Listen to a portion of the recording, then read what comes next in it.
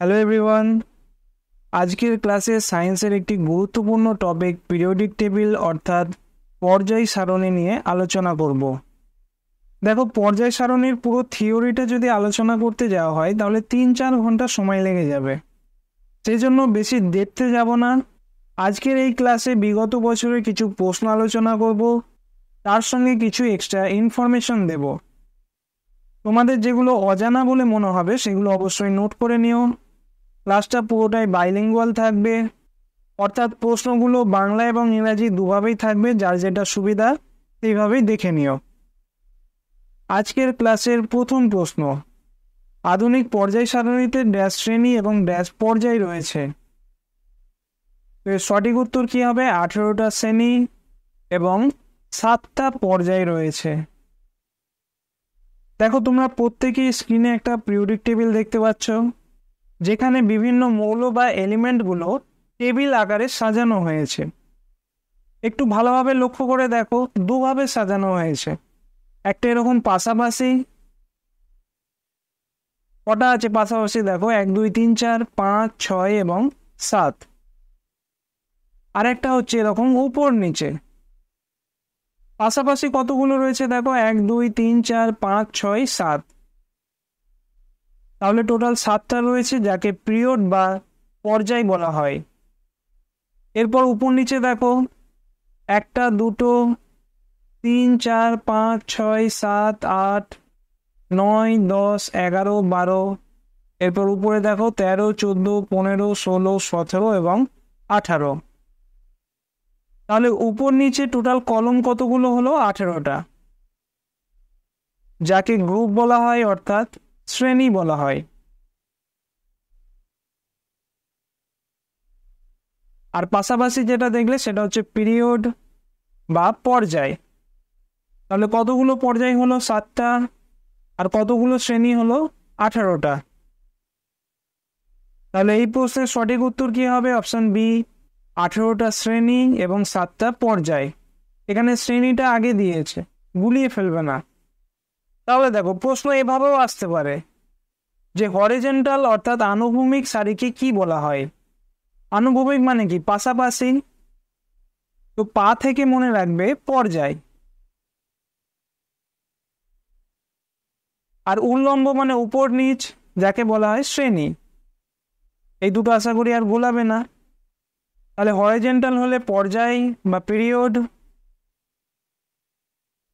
আর vertical হলে সেটা হচ্ছে গ্রুপ বা শ্রেণী, বা তোমরা এটাকে কলমও বলতে পারো, COLUMN। তাহলে আধুনিক পর্যায় সারণীতে কতগুলো পর্যায়? 7টা। কতগুলো শ্রেণী? 18টা। পর্যায় হচ্ছে হরিজন্টাল বা আনুভূমিক সারি, আর শ্রেণী হচ্ছে ভার্টিক্যাল বা উল্লম্ব সারি। এই ছবিটাও দেখো, পর্যায় কি বললাম? পাশাপাশি। পাশাপাশি টোটাল কতগুলো আছে দেখো? 7টা। আর উপর নিচে একদম শেষে দেখো 18টা। তাহলে 18টা শ্রেণী এবং 7টা পর্যায়। অনেকের মনে প্রশ্ন হতে পারে, তাহলে নিচে এই যে দুটো পর্যায়ের মতো আছে এইগুলো কি? দেখো, এই 57 নম্বর এলিমেন্টটা ল্যান্থানাইড, এর সঙ্গে এই জায়গায় আরো 14টা মৌল আছে। আর এর ঠিক নিচে দেখো অ্যাক্টিনিয়াম, যার সঙ্গে আরো 14টা মৌল রয়েছে। তাহলে এই যে দুটো দেখতে পাচ্ছ, এগুলো কিন্তু পর্যায় নয়। দেখতে বাজে লাগবে বলে এই দু ধরনের মৌলকে এরকম নিচে লেখা হয়। এখানেও তোমরা দেখতে পাচ্ছ, এই মৌলগুলোকে এখানে লেখা হয়েছে, এই মৌলগুলোকে এভাবে লেখা হয়েছে। আরো একটা ছবি দেখে নাও, টোটাল কতগুলো গ্রুপ বলছে? 18টা। আর পর্যায় হচ্ছে 7টা। পরের প্রশ্ন দেখো, আধুনিক পর্যায় সারণীর 7ম পর্যায়ে কয়টি মৌল রয়েছে? আরআরবি গ্রুপ ডি এর প্রশ্ন। সঠিক উত্তর হচ্ছে অপশন এ, 32। এগুলো তোমরা নোট করে নেবে, কোন পর্যায়ে কতগুলো মৌল রয়েছে। তার আগে তোমরা আরো একবার পিরিয়ডিক টেবিলটা দেখে নাও। প্রথম পর্যায় কোনটা? এটা। 2 নম্বর, 3 নম্বর, এইভাবে টোটাল কতগুলো পর্যায় রয়েছে? 7টা। এই পিরিয়ডিক টেবিলটা দেখো, প্রথম যে পর্যায় কতগুলো মৌল রয়েছে, এখানে দেখো হাইড্রোজেন, আর একদম এই দিকে দেখো হিলিয়াম। তাহলে ফার্স্ট পর্যায়ে টোটাল কতগুলো মৌল? দুটো। সেকেন্ড পর্যায়ে দেখো, অর্থাৎ এটা প্রথমে কতগুলো আছে? দুটো। তারপর শুরু হচ্ছে এখান থেকে 1 2 3 4 5 6, দুটো আর ছটা কতগুলো হচ্ছে? 8টা। 3 নম্বর পর্যায়ের ক্ষেত্রেও কিন্তু একই রকম, প্রথমে দুটো, শেষের দিকে 6টা, টোটাল 8টা। তাহলে প্রথম পর্যায়ে কতগুলো মৌল হলো? দুটো। দ্বিতীয় এবং তৃতীয় টোটাল মৌল কত? 8টা। নেক্সট হচ্ছে 4 নম্বর এবং 5 নম্বর, এই দুটো পর্যায়ে দেখো, প্রথমে তো দুটো রয়েছে আর শেষের দিকে 6টা রয়েছে, টোটাল 8টা। আর মাঝখানে দেখো, এখানে 21 থেকে এই দিকে দেখো 30, অর্থাৎ 10টা। তাহলে 8 আর 10-এ কতগুলো হলো? 18টা। তাহলে 4 নম্বর পর্যায় এবং 5 নম্বর পর্যায়, এই দুটো পর্যায়ের টোটাল মৌল সংখ্যা হচ্ছে 18টা। এরপর 6 নম্বর পর্যায় কোনটা? এটা। কতগুলো মৌল আছে? টোটাল তো 18টা থাকছে, তার সঙ্গে আরও 14টা অ্যাড হচ্ছে, এখানে দেখেছো কতগুলো হলো? 32। তাহলে 6 নম্বর পর্যায়ে কতগুলো থাকছে? 32। 7 নম্বরও জেনারেলি 32টাই থাকে। মনে রাখবে 7 নম্বর পর্যায়টা হচ্ছে ইনকমপ্লিট। কেন ইনকমপ্লিট? কারণ এখনো বিভিন্ন রিসার্চ চলছে নতুন নতুন মৌল আবিষ্কারের জন্য। তাহলে আবারও দেখো, 1 নম্বরে টোটাল দুটো মৌল, 2 নম্বর 3 নম্বরে 8খানা করে, 4 নম্বর এবং 5 নম্বর পর্যায়ে 18টি করে, 6 নম্বরে হচ্ছে 32, আর 7 নম্বরেও 32। প্রশ্নে কি বলেছে? 7 নম্বর পর্যায়, তাহলে সঠিক উত্তর কি হবে? 32। এবার তোমরা এই ছকটা দেখো, প্রথমে দুটো, 2 আর 3-এ 8টা করে, 4 এবং 5-এ 18টা করে, আর 6 আর 7-এ 32টা করে। এখানেও সেম ছক দেওয়া রয়েছে, তোমরা পারলে ভিডিওটা পজ করে এটা দেখে নিও। এরপর দেখো, এটা হলো আমাদের মডার্ন পিরিয়ডিক টেবিল বা আধুনিক পর্যায় সারণী। টোটাল কতগুলো মৌল রয়েছে? একদম ডান দিকে দেখো, এখানে রয়েছে 118 নম্বর। নাম কি? আনঅক্টিয়াম। আনঅক্টিয়াম। এর মধ্যে 30 পর্যন্ত তোমাদের মুখস্থ রাখতে হবে। এটা একদিনে সম্ভব নয়, তোমাকে প্রতিদিন একবার করে পর্যায় সারণীটা দেখতে হবে। পরের প্রশ্ন দেখো, 17তম গ্রুপ বা শ্রেণীর মৌলগুলোর সাধারণ নাম কি? অপশনগুলো দেখো, উপরে ইংরেজি দেওয়া আছে আর নিচে বাংলাটা দেওয়া রয়েছে। আরো একবার দেখো, শ্রেণী মানে কি? উপর থেকে নিচে, 1 নম্বর, 2 নম্বর, 3 4, এইভাবে করে দেখো, এখানে 12, আবার উপরে 13 14 15 16 17 এবং 18। 18 নম্বর গ্রুপের মৌলগুলো দেখো, হেলিয়াম, নিয়ন, আর্গন, ক্রিপ্টন, জেনন এবং রেডন। এই কটা মনে রাখতে হবে। এগুলোকে কি গ্যাস বলে? নোবেল গ্যাস বা নিষ্ক্রিয় মৌল।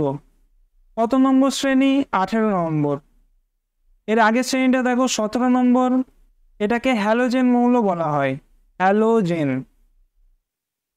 কোন কোন মৌল আছে দেখে নাও, ক্লোরিন, ক্লোরিন, ব্রোমিন, আয়োডিন এবং অ্যাস্টাটিন। তাহলে প্রশ্নটা আরো একবার দেখো, 17 নম্বর গ্রুপ বা শ্রেণীর মৌলগুলোকে কি বলা হয়? সঠিক উত্তর হবে অপশন বি, হ্যালোজেন। ছবিতে আরো একবার দেখে নাও, 17 নম্বর গ্রুপ কি বলা হচ্ছে? হ্যালোজেন। 18 নম্বর গ্রুপকে কি বলা হয়? নোবেল গ্যাস বা নিষ্ক্রিয় গ্যাস। এরপর দেখো কতগুলো পয়েন্ট তোমাদের মনে রাখতে হবে।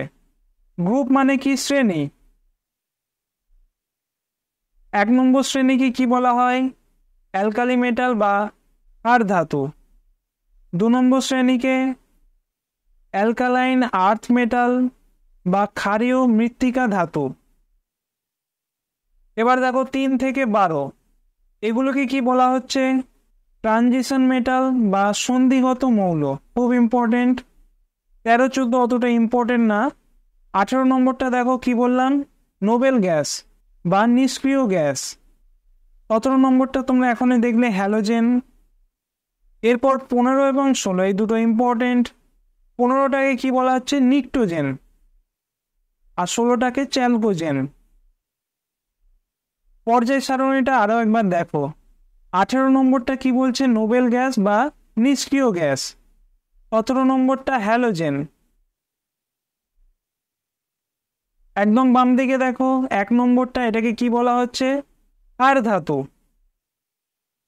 এখানে দেখো ক্ষার ধাতু 1 নম্বর শ্রেণী। 2 নম্বরটাকে কি বলছে? ক্ষারীয় মৃত্তিকা ধাতু। 2 নম্বর মানে উপর থেকে নিচে এই শ্রেণীটা, এটাকে বলা হচ্ছে ক্ষারীয় মৃত্তিকা ধাতু। এরপর দেখো 3 থেকে ডান দিকে 12 পর্যন্ত এই মৌলগুলোকে কি বলা হয়? সন্ধিগত মৌল বা ট্রানজিশন এলিমেন্ট। এরপর দেখো 15 নম্বর, প্রথম মৌলটা কি আছে? নাইট্রোজেন, তারপর ফসফরাস, আর্সেনিক। এই শ্রেণীটাকে কি বলা হয়? নিক্টোজেন। আর 16 নম্বর গ্রুপ কি কি মৌল আছে দেখো? Oxygen, sulphur, selenium, tellurium, polonium. এটাকে বলা হচ্ছে চ্যালকোজেন। তাহলে অক্সিজেন গ্রুপকে কি বলা হচ্ছে? চ্যালকোজেন। 15 নম্বর নিক্টোজেন, 17 নম্বর হ্যালোজেন, 18 নম্বর হচ্ছে নোবেল গ্যাস। 1 নম্বর হচ্ছে ক্ষার ধাতু বা অ্যালকালি মেটাল। 2 নম্বর হচ্ছে অ্যালকালাইন আর্থ মেটাল বা ক্ষারীয় মৃত্তিকা ধাতু। আরও একবার দেখো, ক্ষার ধাতু হচ্ছে 1 নম্বরটা, হাইড্রোজেন বাদ, কারণ এটা হচ্ছে অধাতু। হাইড্রোজেন ছাড়া বাকিগুলো হচ্ছে ধাতু। 2 নম্বর ক্ষারীয় মৃত্তিকা ধাতু। 3 থেকে এখানে 12 পর্যন্ত সন্ধিগত মৌল। 15 নম্বর গ্রুপ হচ্ছে নিক্টোজেন। 16 নম্বর চ্যালকোজেন। আর 17 নম্বর হচ্ছে হ্যালোজেন। কিভাবে মনে রাখবে দেখো, চ্যালকো মানে হচ্ছে আকরিক বা যাকে ওর বলা হয়, আর জেন মানে হচ্ছে জেনারেট করে বা উৎপাদন করে। তাহলে যে মৌলগুলো আকরিক উৎপাদন করে তাকে চ্যালকোজেন বলা হচ্ছে। এটা কোন গ্রুপ? যে গ্রুপে অক্সিজেন আছে। কত নম্বর? 16। 15 নম্বর গ্রুপ স্টার্টিং হচ্ছে নাইট্রোজেন, সেজন্য এটাকে নাইট্রোজেন গ্রুপ বা নাইট্রোজেন ফ্যামিলি বলা হয়। আর এই গ্রুপকে কি বলা হয়? নিক্টোজেন। নাইট্রোজেন থেকে নিক্টোজেন, এভাবে মনে রেখো। এরপর দেখো হ্যালোজেন। হ্যালো মানে হচ্ছে সামুদ্রিক লবণ বা সল্ট। জেন মানে জেনারেট করে, তাহলে যে মৌলগুলো লবণ তৈরি করে তাকে হ্যালোজেন বলে। কত নম্বর গ্রুপ? 17 নম্বর। আর 18 নম্বর গ্রুপগুলো হচ্ছে নিষ্ক্রিয় গ্যাস। এই গ্যাসগুলো চুপচাপ থাকে, কারোর সঙ্গে রিয়্যাক্ট করে না। তাহলে প্রশ্নটা আরও একবার দেখো। 17 নম্বর শ্রেণী, কোন মৌল? হ্যালোজেন। নোবেল গ্যাস 18 নম্বর। নিক্টোজেন, নিক্টো বানানটা পি দিয়ে শুরু হয়। নিক্টোজেন কত ছিল? 15। চ্যালকোজেন, চ্যালকোজেন এটা হচ্ছে 16 নম্বর গ্রুপ। আর 3 থেকে 12 নম্বর শ্রেণী কি ছিল? সন্ধিগত মৌল বা ট্রানজিশন এলিমেন্ট। এখানে আরও একবার দেখে নাও। প্রথম শ্রেণীটা হচ্ছে অ্যালকালি মেটাল। 2 নম্বর শ্রেণী অ্যালকালাইন আর্থ মেটাল বা ক্ষারীয় মৃত্তিকা ধাতু। 3 থেকে 12 পর্যন্ত হচ্ছে ট্রানজিশন মেটাল বা সন্ধিগত মৌল।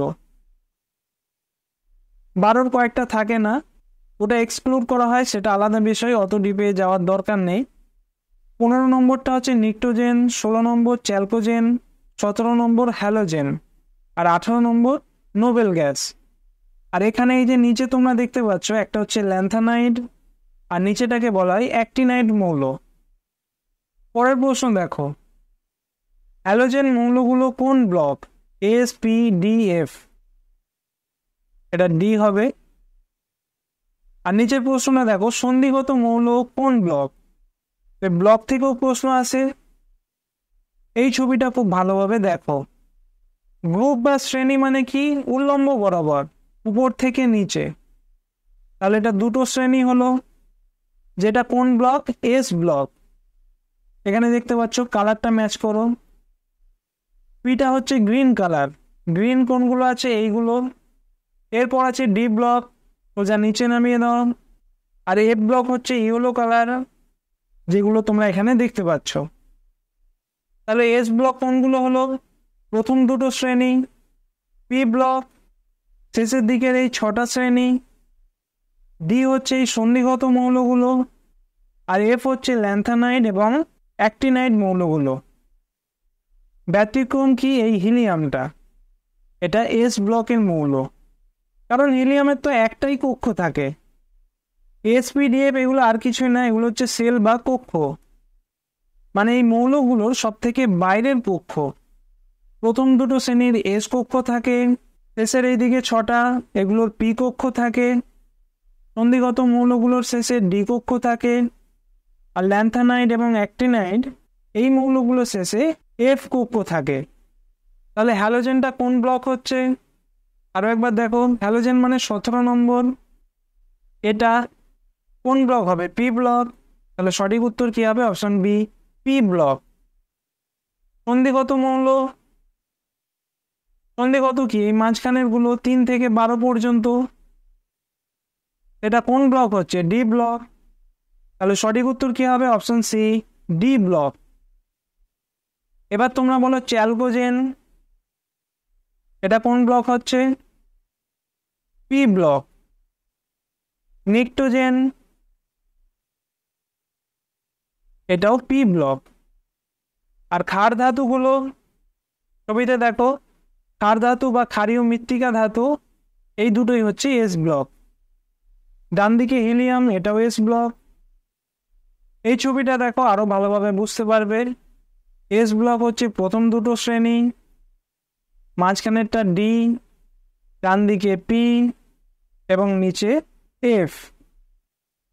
বাম দিকে থাকে এস, ডান দিকে পি, এসপি এর মাঝখানে থাকে ডি আর নিচে থাকে এফ। এই ছবিতেও তোমরা দেখতে পাচ্ছ, একদম ডান দিকে দেখো 1s, এটা হচ্ছে হিলিয়াম। একদম বাম দিকে এস, ডান দিকে পি, মাঝখানে ডি আর নিচে এফ। এসপিডিএফ এগুলো কি? মৌলগুলোর বাইরের কক্ষ। এই ছবিটাতেও খুব সুন্দর করে দেওয়া রয়েছে, তোমরা ভিডিওটা পজ করে দেখে নিও। পরের প্রশ্ন দেখো, which of the following is not a Nobel gas? নিচের কোন গ্যাসটা নিষ্ক্রিয় গ্যাস নয়? Helium, xenon, argon, oxygen. তাহলে সঠিক উত্তর কি হবে? অক্সিজেন। কারণ অক্সিজেন কি? 16 নম্বর মৌল, তাকে কি বলা হয়? চ্যালকোজেন মৌল। ছবিতে একবার দেখে নাও, নিষ্ক্রিয় মৌল হচ্ছে সব থেকে ধারের। হিলিয়াম, নিয়ন, আর্গন, ক্রিপ্টন, জেনন এবং রেডন। কেন নিষ্ক্রিয় এগুলো? কারণ এই সব মৌলের বাইরের কক্ষের ইলেকট্রনগুলো ভর্তি থাকে, সেখানে বাইরে থেকে অন্য ইলেকট্রন আসে না এবং এই মৌলগুলো থেকে কোনো ইলেকট্রন বাইরে যায় না। হিলিয়ামের বাইরের কক্ষে কটা থাকে? 2টো। আর বাকি যে মৌলগুলো দেখতে পাচ্ছ এদের শেষে থাকে 8টা করে। কোনো মৌলের সব থেকে বাইরের কক্ষে 8টা ইলেকট্রন থাকা মানে সেটা হচ্ছে স্টেবল বা সুস্থিত। হিলিয়ামটা বাদ দিয়ে, হিলিয়ামে থাকে 2টো। হিলিয়ামের একটাই কক্ষ থাকে আর একটা কক্ষে 2টোর বেশি ইলেকট্রন ধরে না, সেই জন্য হিলিয়ামের বাইরের কক্ষে 2টো ইলেকট্রন থাকে। আর এখানে মনে রাখবে, পর্যায় সারণীর এই 18 নম্বর শ্রেণীর যতগুলো মৌল আছে প্রত্যেকেই কিন্তু গ্যাস। এখান থেকেও প্রশ্ন আসে। বাকি শ্রেণীগুলো দেখো, সেখানে মিক্স পাবে, কিন্তু উপর থেকে নিচে সবগুলোই গ্যাস, একমাত্র এই 18 নম্বর শ্রেণীটাই রয়েছে। কিছু পয়েন্ট তোমরা এখানে নোট করে রাখো, যেগুলো ইম্পর্টেন্ট আমি বলে দিচ্ছি। প্রথমটা হচ্ছে হিলিয়াম কোথায় ব্যবহৃত হয়? বেলুনে। যেগুলো গ্যাস বেলুন হয় সেখানে বেলুনগুলোতে হিলিয়াম ভরে দেওয়া হয়। হিলিয়াম হালকা গ্যাস থাকে, সেই জন্য উপরে উঠে যায়। এরপর যেটা ইম্পর্টেন্ট, 3 নম্বর আর্গন কোথায় থাকে? লাইট বাল্ব, এলইডি বাল্ব না, সিএফএল যে বাল্বগুলো হয় সেখানে কিন্তু আর্গন এবং তার সঙ্গে নাইট্রোজেন থাকে। এরপর যেটা মনে রাখবে, রেডন। এই নিষ্ক্রিয় মৌলটা রেডিওথেরাপি অর্থাৎ ক্যান্সার ট্রিটমেন্টে হেল্প করে। তাহলে কি বললাম, helium gas balloon, argon light bulb, আর রেডন হচ্ছে রেডিওথেরাপি বা ক্যান্সার ট্রিটমেন্ট। আর কি মনে রাখবে, সব থেকে হালকা নিষ্ক্রিয় গ্যাস হিলিয়াম, লাইটেস্ট গ্যাস। আচ্ছা, নিয়ন থেকে একটা পয়েন্ট মনে রাখবে, অনেক সময় তোমরা রাস্তার মধ্যে বড় বড় ল্যাম্পপোস্ট দেখতে পাবে যার আলোটা হচ্ছে হলুদ কমলা রঙের, তো সেখানে কিন্তু নিয়ন গ্যাসটা থাকে। অনেক সময় দেখতে পাবে এরকম বড় বড় লাইট থাকে যার মধ্যে হলুদ অথবা কমলা রঙটা বার হয়। আচ্ছা, আর্গন থেকে আরও একটা পয়েন্ট মনে রাখবে যে আর্গন হচ্ছে এমন একটা নিষ্ক্রিয় গ্যাস যেটা প্রকৃতির মধ্যে সব থেকে বেশি পাওয়া যায়। ইংরাজি বললে হবে মোস্ট অ্যাবান্ডান্ট নোবেল গ্যাস। তাহলে প্রকৃতিতে সব থেকে বেশি নিষ্ক্রিয় গ্যাস কোনটা পাওয়া যায়? আর্গন। সব থেকে কম জেনন। আর রেডনটা মনে রাখবে সব থেকে ভারী গ্যাস। শুধু নিষ্ক্রিয় না, যতগুলো গ্যাস আছে সব থেকে ভারী গ্যাস হচ্ছে রেডন, যেটা হচ্ছে একটা রেডিও অ্যাক্টিভ বা তেজস্ক্রিয় মৌল।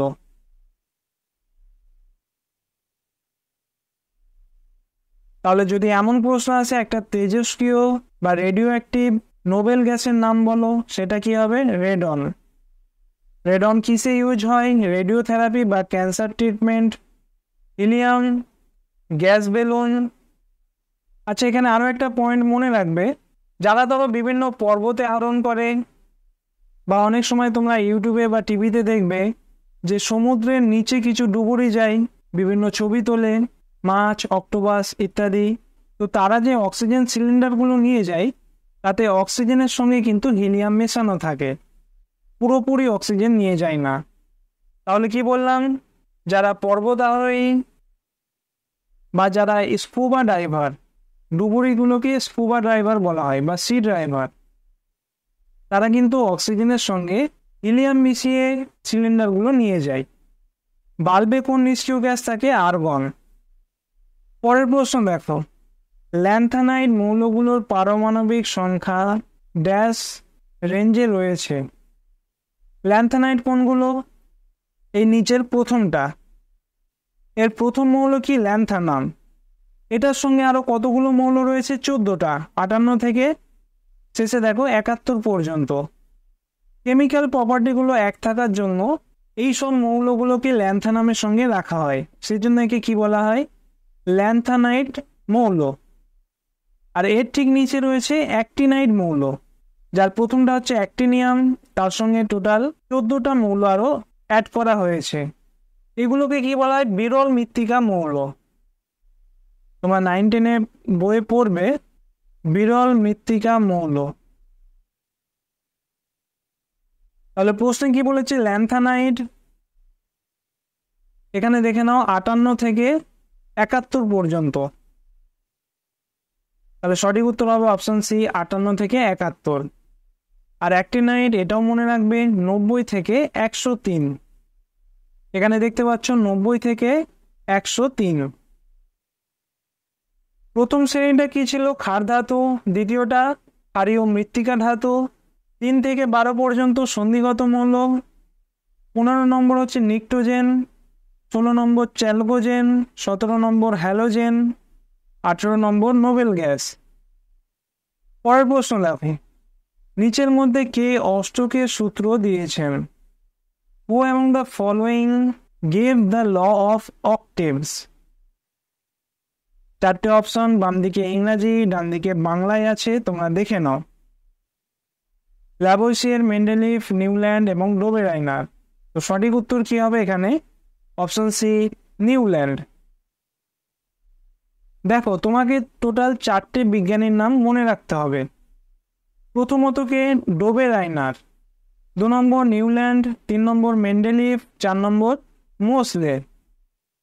প্রশ্ন আসবে কোন বিজ্ঞানী ত্রয়ী সূত্র দিয়েছিলেন? তার উত্তর কি হবে? ডোবেরাইনার। অষ্টকের সূত্র নিউল্যান্ডস। যদি শুধু পর্যায় সারণী থাকে সেটা কি হবে? মেন্ডেলিভ। আর আধুনিক বা মডার্ন কথাটা থাকলে জানবে মোসলে। প্রশ্ন যদি এমন আসে মৌলগুলো নিয়ে সর্বপ্রথম রিসার্চ কে করেছিলেন, তো তার উত্তর হবে প্রথমটা ডোবেরাইনার। আর তার দেওয়া সূত্রের নাম কি? ল অফ ট্রায়াড বা ত্রয়ী সূত্র। ল অফ অক্টেভ কে দিয়েছে? নিউল্যান্ড। মেন্ডেলিভ পর্যায় সারণী বা পিরিয়ডিক টেবিল, তাহলে পিরিয়ডিক টেবিল প্রথম কে বানিয়েছিলেন? মেন্ডেলিভ। এই জন্য এনাকে ফাদার অফ পিরিয়ডিক টেবিল বলা হয়। এটা নোট করে রাখবে। Father of periodic table K? Mendeleev. উনি অনেক রিসার্চ করেছেন। আর তার সঙ্গে আরও কিছু অ্যাড করে বিজ্ঞানী মোসলে তিনি কি করলেন? আধুনিক পর্যায় সূত্র। কিভাবে মনে রাখবে? দেখো, মোমো ওয়ার্ডটা মনে রাখবে। মো থেকে মোসলে, মো থেকে মডার্ন। পিরিয়ডিক টেবিল মেন্ডেলিভ, এটা মনে রাখতে হবে। মেন্ডেলের সঙ্গে গুলিয়ে ফেলবে না। মেন্ডেলটা হচ্ছে জীবন বিজ্ঞান, বায়োলজির বিজ্ঞানী। আর মেন্ডেলিভ হচ্ছে কেমিস্ট্রির। ডোবেরাইনার ত্রয়ী সূত্র মনে কিভাবে রাখবেন? এভাবে মনে রাখতে পারো যে ডোবেরাইনার বিজ্ঞানী একবার নদীতে গিয়ে 3বার ডুব দিয়েছেন। বেশিবার দেয়নি। কতবার দিয়েছে? 3বার। তো 3 থেকে ত্রয়ীটা মনে রাখবে। আর বেশি দেয়নি কেন বললাম?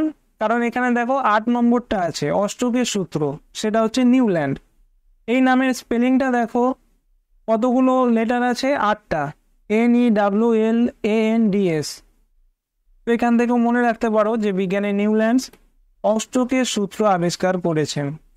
যদি 3 থাকে, 3বার ডুবেছিল কে? ডোবেরাইনার। আর অষ্টক Newlands. Father of periodic table Mendeleev. আর মডার্ন থেকে মোসলে। এরপর দেখো, এখানে তোমরা দেখতে পাচ্ছ অ্যাটমিক মাস, যার বাংলা হচ্ছে পারমাণবিক ভর। প্রথম যে 3জন বিজ্ঞানী তোমরা দেখতে পাচ্ছ, তারা কিন্তু মৌলের পারমাণবিক ভর নিয়ে রিসার্চ করেছেন। আর বিজ্ঞানী মোসলে তিনি অ্যাটমিক নাম্বার বা পরমাণু সংখ্যা নিয়ে রিসার্চ করেছেন। দুটো কিন্তু আলাদা জিনিস। দেখো, একটা পরমাণুর মাঝখানে কি থাকে? Neutron plus proton. তাকে কেন্দ্র করে ইলেকট্রনগুলো ঘোরে। ঠিক যেমন সৌরজগতে হয়, মাঝখানে সূর্য থাকে, তাকে কেন্দ্র করে গ্রহগুলো ঘোরে। তো পরমাণুর ক্ষেত্রে কি হয়? মাঝখানে থাকে নিউট্রন প্লাস প্রোটন। এই দুটোকে একসঙ্গে কি বলা হয়? ভর সংখ্যা বা অ্যাটমিক মাস।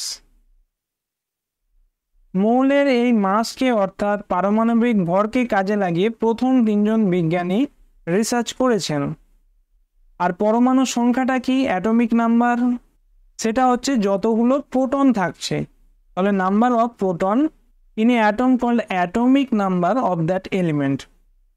মানে কি, কোনো মৌলের কেন্দ্রে যতগুলো প্রোটন সংখ্যা থাকে তাকে সেই মৌলের পরমাণু সংখ্যা বা পারমাণবিক সংখ্যা বলা হয়। আর বিজ্ঞানী মোসলে তিনি পরমাণুর এই পারমাণবিক সংখ্যাকে কাজে লাগিয়ে পিরিয়ডিক টেবিলটা বানিয়েছেন। বিজ্ঞানী মেন্ডেলিভ কি কাজে লাগিয়েছিলেন? অ্যাটমিক মাস বা পারমাণবিক ভর। আর বিজ্ঞানী মোসলে অ্যাটমিক নাম্বার বা পারমাণবিক সংখ্যা। দুটো গুলিয়ে ফেলবে না।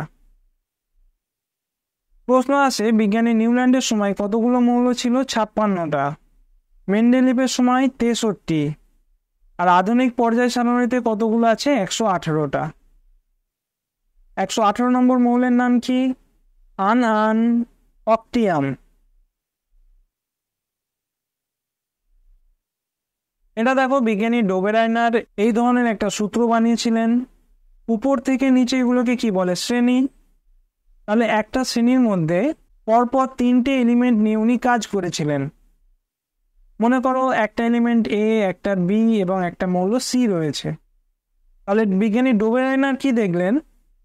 মাঝখানের মৌলের পারমাণবিক ভর হবে প্রথম এবং 3 নম্বরটার এভারেজ বা গড়। মানে প্রথম মৌলের পারমাণবিক ভর যদি M1 হয়, 3 নম্বরটার পারমাণবিক ভর যদি M2 হয়, এই দুটোর গড় অর্থাৎ M1 প্লাস M2/2, এটা হবে বি মৌলের পারমাণবিক গুরুত্ব। এটা কে বলেছেন? বিজ্ঞানী ডোবেরাইনার। কিন্তু উনি সব ক্ষেত্রে এটা অ্যাপ্লাই করতে পারেনি।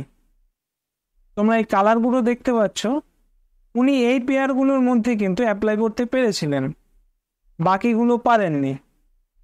এরপর দেখো বিজ্ঞানী নিউল্যান্ডের অষ্টক সূত্র।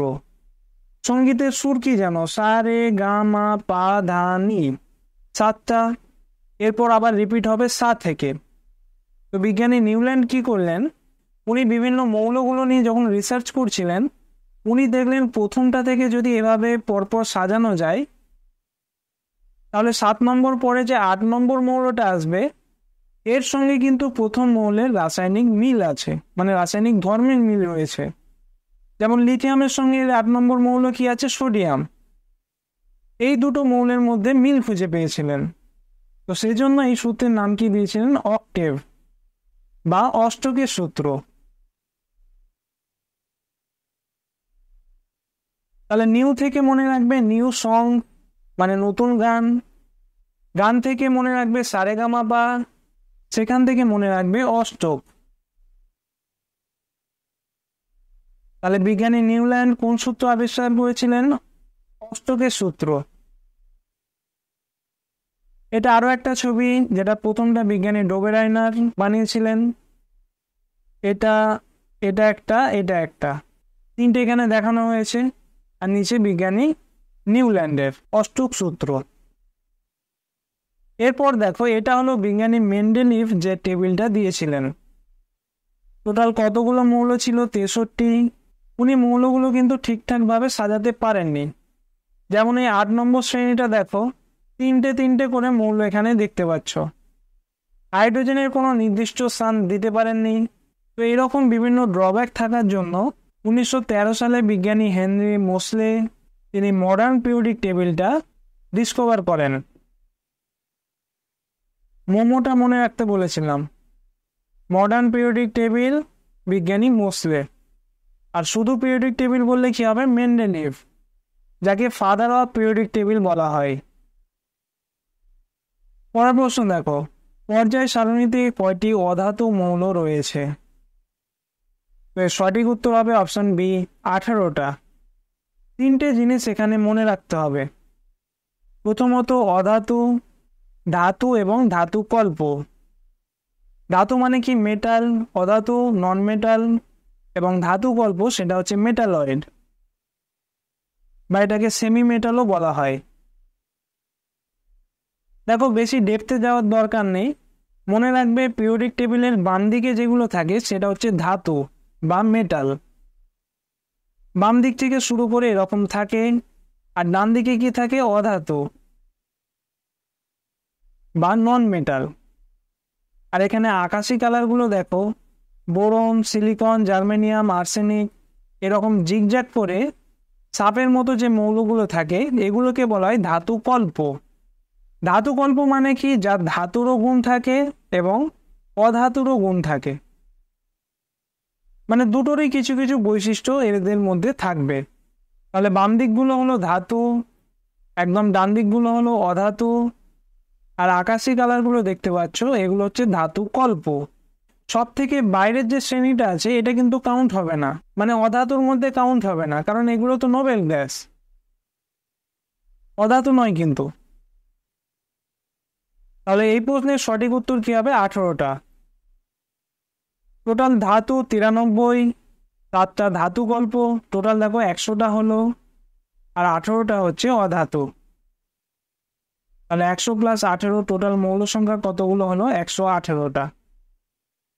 পরের প্রশ্ন দেখো, পর্যায় সারণীতে পরিচিত মৌলগুলোর মধ্যে শুধুমাত্র ড্যাশ সাধারণ বায়ুমণ্ডলে থাকা gas. Of the known elements in the periodic table, only dash are gases under normal atmospheric condition. তাহলে পর্যায় সারণীতে সাধারণ অবস্থায় গ্যাস হয়ে আছে এরকম মৌল সংখ্যা কতগুলো? সঠিক উত্তর হবে অপশন এ, 11টা। কি কি একবার দেখে নাও। হাইড্রোজেন, নাইট্রোজেন, অক্সিজেন, এটা ফ্লোরিন হবে, ক্লোরিন, হিলিয়াম, নিয়ন, আর্গন, ক্রিপ্টন, জেনন এবং রেডন। তাহলে ছবিটা আরো একবার দেখো। 18 নম্বর শ্রেণী, এগুলো তো প্রত্যেকটাই গ্যাস। হিলিয়াম, নিয়ন, আর্গন, ক্রিপ্টন, জেনন এবং রেডন, মানে সাধারণ অবস্থায় এগুলো গ্যাস অবস্থাতেই থাকে। এখানে 6টা হলো ফ্লোরিন, ক্লোরিন 8টা, অক্সিজেন 9টা, নাইট্রোজেন 10টা এবং একদম বাম দিকে দেখো হাইড্রোজেন 11টা।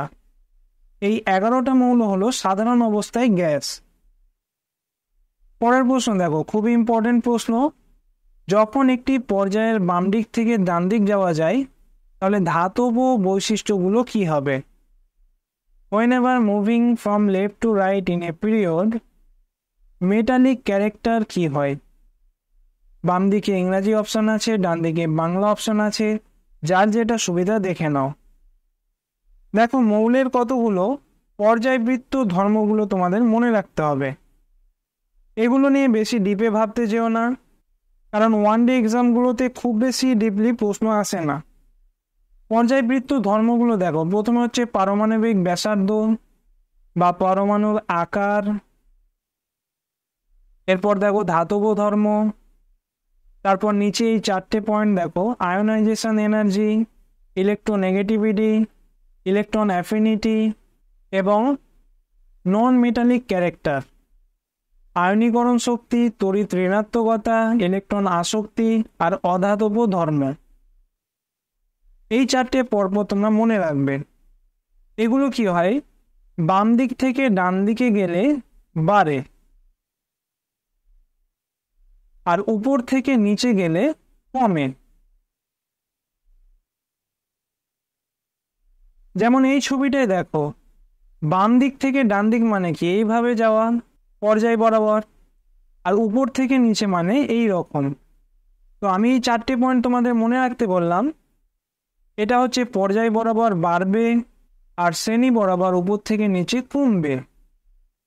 আর উপরে এই যে দুটো ধর্ম দেখতে পাচ্ছ, এই দুটো হচ্ছে এর ঠিক বিপরীত, অর্থাৎ বাম দিক থেকে ডান দিকে গেলে কমে এবং উপর থেকে নিচে হচ্ছে বাড়ে। তো এটা তোমরা নিজেদের মতো করে লিখে নিও, বা শুধুমাত্র এই দুটো পয়েন্ট তোমরা মনে রাখতে পারো যে পরমাণুর আকার এবং ধাতব ধর্ম কি হয়, বাম দিক থেকে ডান দিকে গেলে কমে, উপর থেকে নিচে গেলে বাড়ে। বাকি যত কিছু ধর্ম থাকবে ম্যাক্সিমামই কিন্তু উল্টোটা হবে। এবার দেখো, আমি তোমাদের 30 পর্যন্ত মুখস্থ রাখতে বলেছি। এবার ধরো এই 30-এর মধ্যে যে কোনো তোমাকে 2-3টে মৌলের নাম দিয়ে দিল, আর এইগুলো থেকে তোমাকে কম্পেয়ার করতে বলবে। তাহলে যদি তোমার এই দুটো ট্রিক্স জানা থাকে তোমরা কিন্তু ইজিলি অ্যান্সারটা করতে পারবে। যেমন দেখো, বোরন এবং অক্সিজেন, তার পরমাণুর আকারটা বেশি। উত্তর কি হবে? বোরনের। কেন? কারণ আমি কি বললাম, বাম দিক থেকে ডান দিকে গেলে কমে, দুটো জিনিস কমে, একটা হচ্ছে পরমাণুর আকার বা ব্যাসার্ধ, আর একটা হচ্ছে ধাতব ধর্ম। বাকি যেগুলো আছে সবগুলো কিন্তু উল্টোটা হয়। যেমন প্রথমটা হচ্ছে আয়োনাইজেশন এনার্জি, অনেক জায়গায় তোমার আয়োনাইজেশন পোটেনশিয়াল পাবে, বাংলায় বললে হবে আয়নীকরণ বিভব। এটার মানে কি, কোনো মৌল আয়নে পরিণত হলে যে এনার্জিটা রিলিজ করে। এরপর হচ্ছে তড়িৎ ঋণাত্মকতা। মনে করো দুটো মৌল একটা বন্ড আকারে একে অপরের সঙ্গে যুক্ত আছে, বন্ড বা বন্ধনগুলোকে এরকম ড্যাশ আকারে লেখা হয়। জেনারেলি কি হয়, একটা একটা ইলেকট্রন দিয়ে বন্ডগুলো গঠন হয়। এবার দেখো, এই ইলেকট্রনগুলোকে এই দুটো মৌল যে নিজের দিকে বেশি টানবে বলা হবে তার তড়িৎ ঋণাত্মকতা ততটা বেশি। এরপর ইলেকট্রন অ্যাফিনিটি, অর্থাৎ ইলেকট্রনগুলোকে নিজের দিকে টানার যে ক্ষমতা। বাকি আর বেশি ডিপে যাওয়ার দরকার নেই। এরপর কিছু কিছু আমরা ওয়ান লাইনার আলোচনা করব। যেমন প্রথমটা দেখো, সবচেয়ে হালকা অধাতু, ইংলিশে বললে কি হবে? লাইটেস্ট নন মেটাল। কি হবে? হাইড্রোজেন। দেখো সব থেকে হালকা কোনটা, যার ইলেকট্রন এবং প্রোটন সংখ্যা সব থেকে কম, কি হবে? হাইড্রোজেন। যদি এলিমেন্ট বা মৌল বলে সব থেকে হালকা, সেটা কি হবে? হাইড্রোজেন। যদি অধাতু বলে সেটাও হাইড্রোজেন হবে, কারণ হাইড্রোজেন হচ্ছে একটা অধাতু। কিন্তু সব থেকে হালকা যদি ধাতু বলে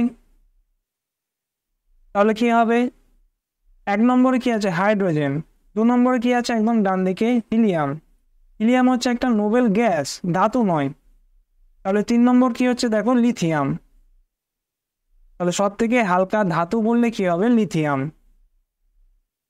এখানে দেখো সব থেকে হালকা ধাতু লিথিয়াম, সব থেকে ভারী মৌল অসমিয়াম।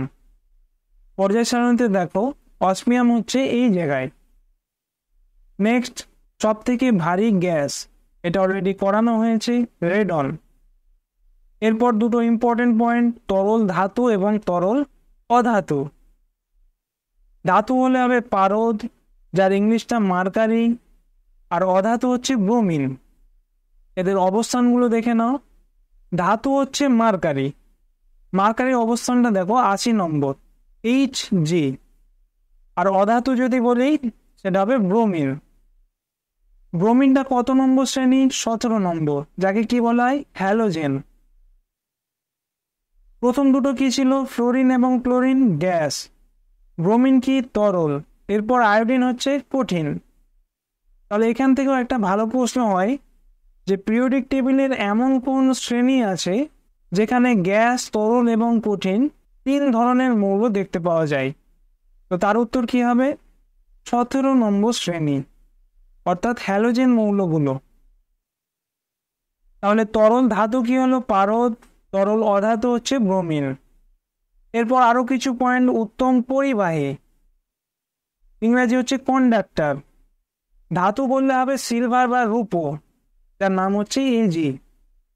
আর যদি উত্তম পরিবাহী অধাতু বলেন সেটা হবে গ্রাফাইট। অনেক সময় এমনও প্রশ্ন আসে যে সিলভার বা রূপোর পর সব থেকে উত্তম পরিবাহী কি হবে? তো সেটা হচ্ছে তামা। এদের অবস্থানগুলো দেখব।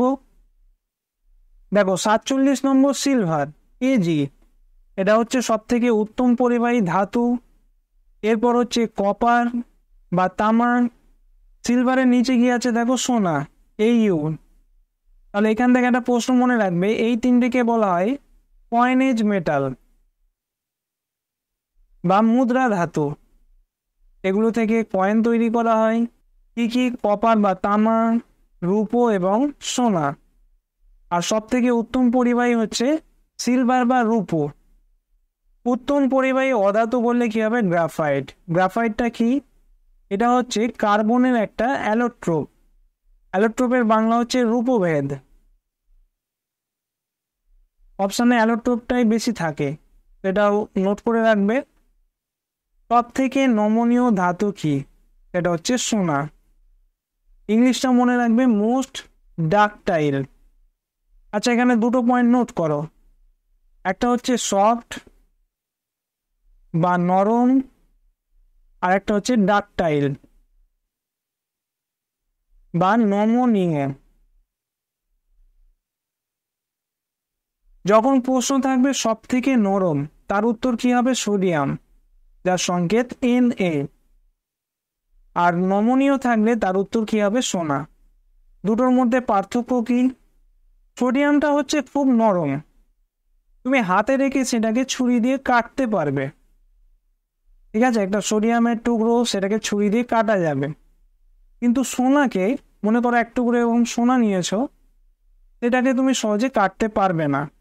যদি হাতুড়ি দিয়ে মারতে থাকো, মানে পিটিয়ে পিটিয়ে তুমি কিন্তু এরকম ছোট তার করতে পারবে, কিন্তু কাটা অনেক কঠিন হয়ে যাবে। তো সেই জন্য সোনাকে বলা হয় নমনীয় ধাতু, তার ইংলিশ টার্মটা হচ্ছে ডাকটাইল। এবং এখানে দেখো ম্যালিয়াবেল। তাহলে প্রশ্ন যদি থাকে সব থেকে নমনীয় ধাতু, সেটা হচ্ছে সোনা, যার সংকেত Au। আর সব থেকে নরম ধাতু বললে সেটা হবে সোডিয়াম। এরপর দেখো আরো দুটো পয়েন্ট, সর্বাধিক প্রতিক্রিয়াশীল ধাতু, ইংলিশটাও দেখো মোস্ট রিয়াক্টিভ মেটাল, এটা কি হচ্ছে? সিজিয়াম। আর অধাতু বললে সেটা হবে ফ্লোরিন। অবস্থানগুলো দেখে নাও, সিজিয়াম হচ্ছে এখানে, আর ফ্লোরিন হচ্ছে 17 নম্বর মৌল।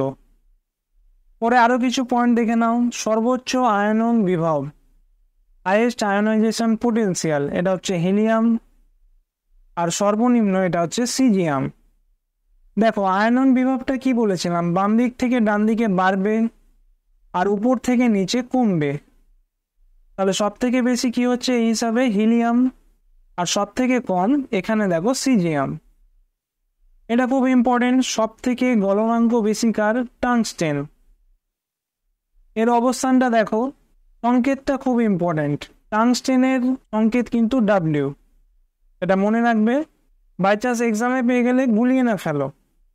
এরপর আরও দুটো ইম্পর্টেন্ট পয়েন্ট, একটা হচ্ছে ইলেকট্রন আসক্তি আর একটা হচ্ছে তড়িৎ ঋণাত্মকতা। প্রথমটা হবে ক্লোরিন, দ্বিতীয়টা ফ্লোরিন। যদি ইলেকট্রোনেগেটিভিটি বলে তড়িৎ ঋণাত্মকতা, সেটা কি হয়, বাম দিক থেকে ডান দিকে বাড়ে, সব থেকে বেশি হবে ফ্লোরিন। নোবেল গ্যাসগুলোর শেষে ইলেকট্রন তো ফিল থাকে, ভর্তি থাকে, এগুলো তড়িৎ ঋণাত্মকতা বা ইলেকট্রন আসক্তি শূন্য হয়। তাহলে যদি ইলেকট্রোনেগেটিভিটি বা তড়িৎ ঋণাত্মকতা বলে, সঠিক উত্তর কি হবে, সব থেকে বেশি ফ্লোরিন। আর তড়িৎ আসক্তি ক্লোরিন। তো এই দুটো গুলিয়ে ফেলবে না, ইলেকট্রন অ্যাফিনিটি হচ্ছে ক্লোরিন আর ইলেকট্রোনেগেটিভ হচ্ছে ফ্লোরিন। আরও দুটো পয়েন্ট, শক্তিশালী জারক সেটা হচ্ছে ফ্লোরিন, শক্তিশালী বিজারক সেটা হচ্ছে লিথিয়াম। দেখো একটু মনে করে দেখো, আমি বলেছিলাম বাম দিকে হচ্ছে ধাতু থাকে আর ডান দিকে অধাতু। ধাতু কি করে, জেনারেলি ইলেকট্রন বর্জন করে, যাকে বলা হয় জারণ। আর অধাতু উল্টো, ইলেকট্রন গ্রহণ করবে অর্থাৎ বিজারণ করে। এবার মনে রাখবে ধাতু জারণ করে বলে এর নাম হচ্ছে বিজারক, আর অধাতুর ক্ষেত্রে উল্টো, এগুলোকে জারক বলা হয়। তাহলে সব থেকে ভালো জারক কোনটা হবে, ফ্লোরিন। আর সব থেকে ভালো বিজারক কি হবে, এখানে হচ্ছে লিথিয়াম। হাইড্রোজেন অধাতু, এটা হবে না। তাহলে এই দুটো তোমরা নোট করে নিলেন। এরপর দেখো নিষ্ক্রিয় গ্যাসগুলো হচ্ছে এক পরমাণু গ্যাস। জেনারেলি কি হয়, অক্সিজেনের দুটো পরমাণু মিলে O2 গঠন করে, নাইট্রোজেন N2 গঠন করে, ক্লোরিন Cl2 গঠন করে। তো এরা অণু হিসাবে থাকে। কিন্তু নোবেল গ্যাসগুলোর ক্ষেত্রে কি হয়, এদের ইলেকট্রন শেষের কক্ষে ভর্তি থাকে, তো এদের জন্য একটা পরমাণুই কিন্তু এনাফ। যেমন হিলিয়াম একা থাকে, নিয়ন একা থাকে, আর্গন একা থাকে, জেনন রেডন এগুলো একাই থাকে। এরকম O2 O3 এই আকারে থাকে না। এরপর হচ্ছে জিরো গ্রুপ, তাকে বলা হয় 18 নম্বর শ্রেণী। নিষ্ক্রিয় মৌলের গ্রুপকে বলা হয়, যেখানে সবগুলোই কিন্তু গ্যাসীয় মৌল রয়েছে। আরও একটা ইম্পর্টেন্ট পয়েন্ট নোট করে রাখো, যে কেরোসিন তেলে কোনটা স্টোর করা হয়, এর উত্তর কি হবে, সোডিয়াম, যার সংকেত Na। কেন কেরোসিন তেলে সঞ্চিত করা হয়, একটু আগে কি বললাম, সোডিয়াম খুব নরম ধাতু। কিন্তু জানলে অবাক হবে, তুমি যদি একটু সোডিয়ামকে জলে ফেলে দাও, সেটা কিন্তু ব্লাস্ট করবে, বিস্ফোরণ ঘটাবে। সেই জন্য সোডিয়ামকে কেরোসিনের মধ্যে স্টোর করা হয়। এরপর সব থেকে বিষাক্ত ধাতু প্লুটোনিয়াম।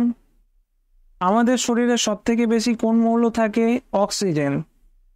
আর যদি এমন প্রশ্ন আছে আমাদের শরীরে সব থেকে বেশি মিনারেল বা খনিজ কোনটা থাকে, তো তার উত্তর কি হবে, ক্যালসিয়াম।